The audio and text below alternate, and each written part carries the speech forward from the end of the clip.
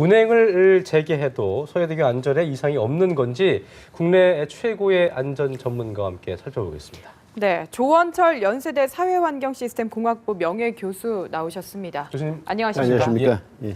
자, 방금 전에 이제 도로공사 측의 발표를 함께 보셨는데요. 네. 운행 재개 여부 결과를 발표했습니다. 오늘 밤 12시, 그러니까 내일 0시죠. 0시.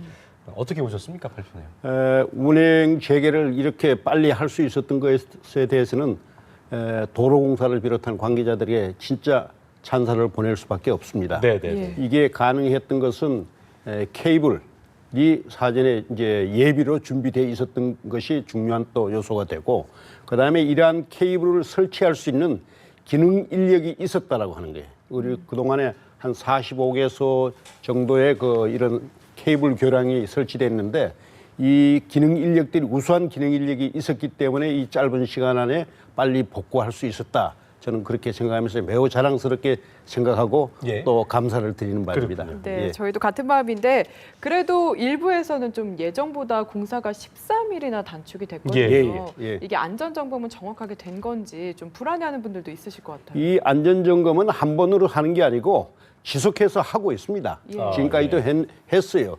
이 안전이라고 하는 게 여기서 말하는 안전은 구조공학적인 거, 역학적인 거, 교량공학적인 그런 이제 안전에 대해서는 지속적으로 지금까지도 해왔고, 이번에 이 케이블을 복구함으로써 그것도 앞으로도 계속 지속적으로 할 겁니다. 또 해야 되고요. 그렇군요. 자, 교수님, 서해대교 안전을 얘기하려면 이제 다리의 특성을 좀 우리가 알아야 될 텐데요.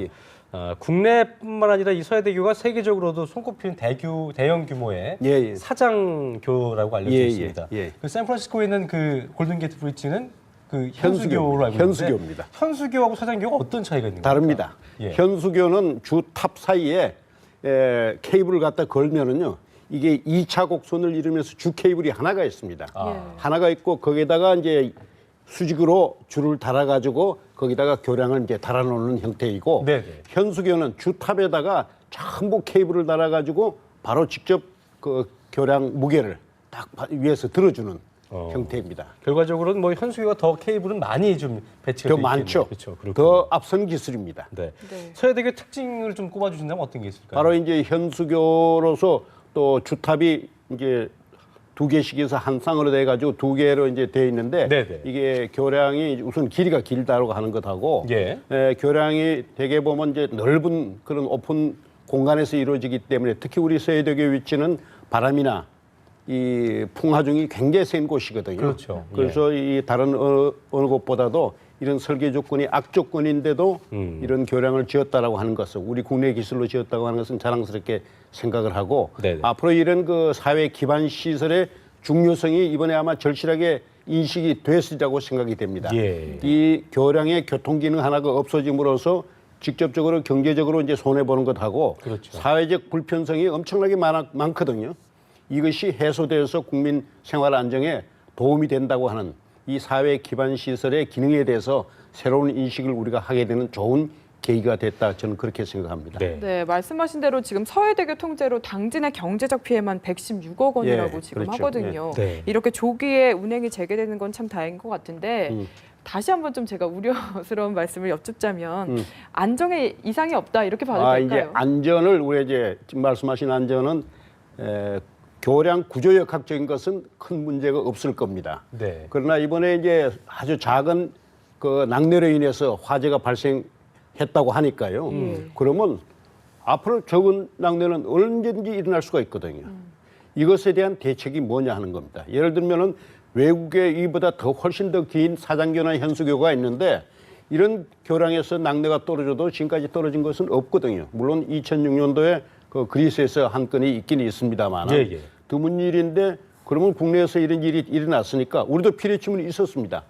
주탑 꼭대기에 있는데 이게 조금 낮은 곳에 떨어졌다고 해서 이번 같은 사고가 나면은 앞으로 케이블 자체를 보호하기 위해서 어떤 시설 개선이 있어야 되냐, 이것이 우리의 이제 관심이고 우리가 반드시 해결해야 될 문제입니다. 그렇다면 지금 말씀하신 대로 앞으로 또 낙뢰가 치지 말란 법이 없는 거잖아요. 그렇다면 서해대교의 전체 케이블과 구조에 대한 조사가 필요하다고 보시는 거죠? 그럼요, 필요합니다. 왜냐하면 이번에 떨어진 것이 제일 상단에 있던 72번이거든요.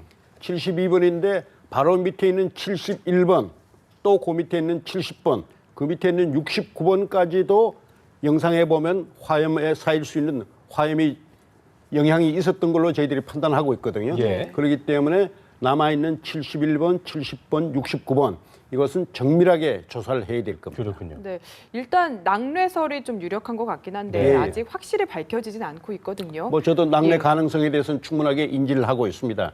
왜냐하면 우리가 산 꼭대기에 등산을 해보면은 산 정상 부근에 보면 아주 미세한 낙뢰에 의해서 나무들이 그 낙뢰를 맞은 경우를 우리가 많이 볼 수가 있거든요. 그렇기 때문에 낙뢰는 충분히 가능성이 있다.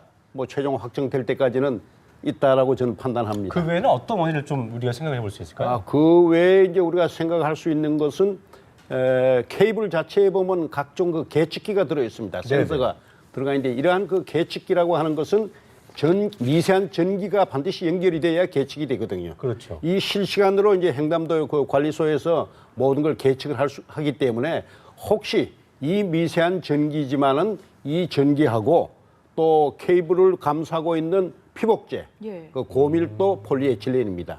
고밀도 폴리에틸렌하고 그 안에 들어있는 케이블을 보호하기 위한 그 왁스, 기름 성분이 있습니다.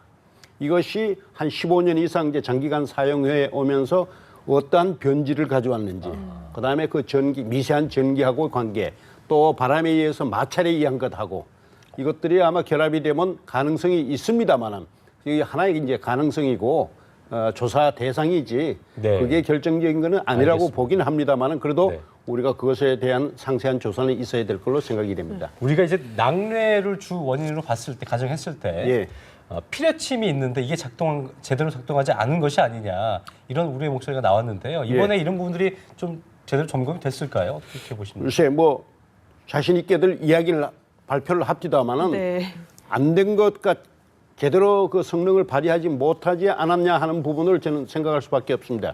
왜냐하면은 외국에서 낙뢰가 교량에 떨어지는 사진들을 우리가 화려한 사진을 굉장히 많이 볼 수가 있거든요.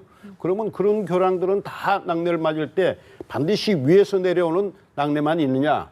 위에서 내려오는 것이 있으면 옆에서 미세하게 일어나는 작은 낙뢰들도 얼마든지 있을 수가 있기 때문에 그러면 그런 적은 낙뢰에 대해서 외국 교량은 어떤 시설을 하고 어떤 기능을 발휘하는지를 우리가 제대로 파악을 하고 이번에 어쨌든 성능을 제대로 발휘하지 못했기 때문에 우리 그 서해대교 주탑에 4개가 설치되어 있으니까 이것에 대한 성능을 다시 한번 그 재검토할 필요가 있다. 저는 그렇게 판단합니다. 네, 그래서 조금 전 발표에서도 뭐 낙뢰 피해 대책, 뭐 전반적으로 소방 대책들 확실하게 세우겠다라고 이야기를 했는데 구체적인 점들이 나오지가 않았거든요. 어떤 점을 보완해야 될까요? 낙뢰는 우선 그 강한 전기를 땅 속으로 집어넣을 수 있는 전 연결선이 있어야 되거든요. 즉 피뢰침이 현재는 주탑 꼭대기만 있는데 그게 앞으로 그러면 전부 케이블마다 다 설치해야 된다는 논리가 나올 수가 있거든요. 그렇군요. 이게 사실 지금까지는 그런 일은 없었거든요.